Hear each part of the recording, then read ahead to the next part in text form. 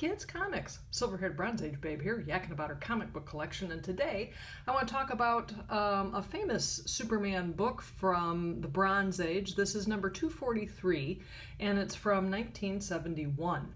And you will see that the cover is a Neal Adams cover, and it became so popular that several years ago Adams kind of reinvented and reimagined his famous covers for a series that came out, and of course I got a bunch of them, and so this one recreates that with Wonder Woman and Superman having a very intimate encounter. This character is not Wonder Woman and it's not Lois Lane, so the idea is, oh my gosh, who is this? So I'm going to tell you who this is. Now, this story is written by Cary Bates, and he, along with Len Wein and Denny O'Neil, were kind of I've said it before, they were kind of the young Turks of the comic book, Superman comic book writers back in the early 70s when DC was trying to make things a little more relevant, maybe.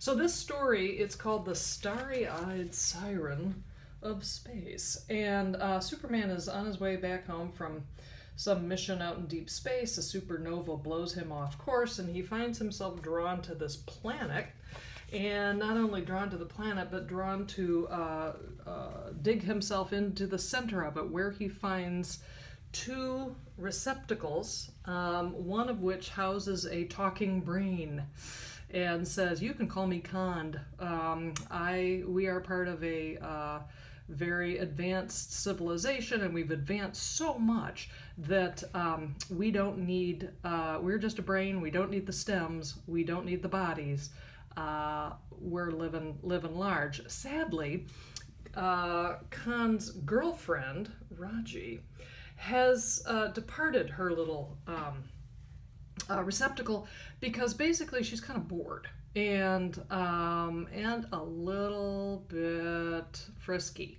So she has escaped, and the boy brain wants Superman to go up top onto the planet and find her and bring her back. And so Kal says, yeah, well, geez, should I really get involved in this?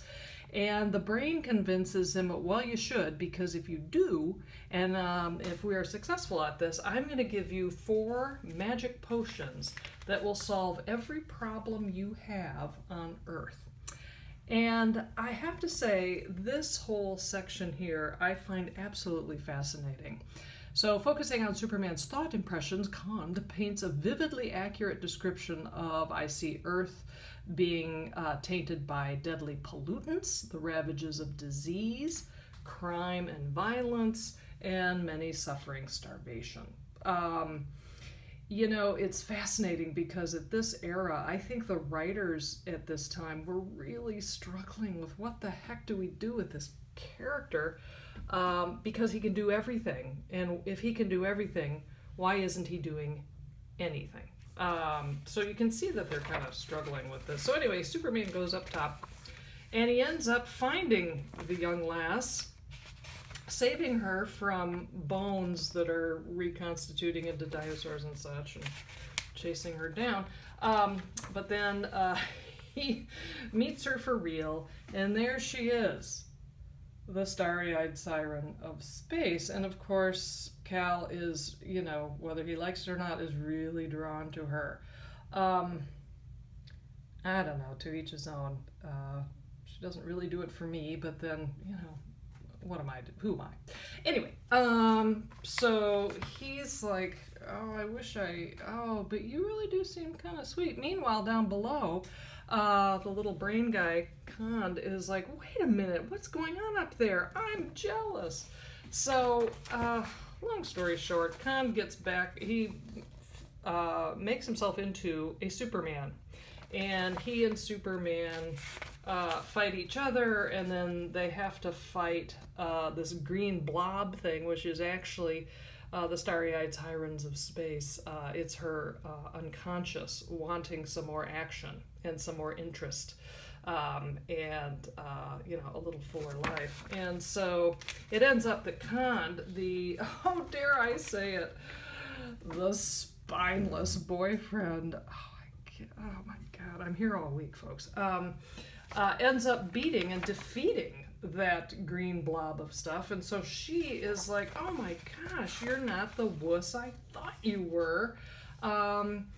Hooray! Now my life is complete. I'm smart and I get some action. Yay! And so they tell Superman that they've decided to remain in these physical bodies. We share a better love than ever. And whew. So, and here's your magic potions to solve every problem on your planet. Alas, it turns out that Superman had not only been kicked off course, but kicked out of the timeline. And so by the time he gets back to real-time, real Earth, the magic potion has degraded to the point where it's just nothing, and of course it won't work. So that's, there you go. Again, what I think is kind of interesting about this is how, the writers of that generation are really kind of trying to find out how do we tell stories about this character, given everything that's going on now and everything that has happened with the character in the past. It's interesting too because the following year there's a story by Denny O'Neil called Does the World Need a Superman? That covers the same ground. So but it's an interesting look back at Superman in 1971. Well, thanks so much for stopping by. I'll see you next time.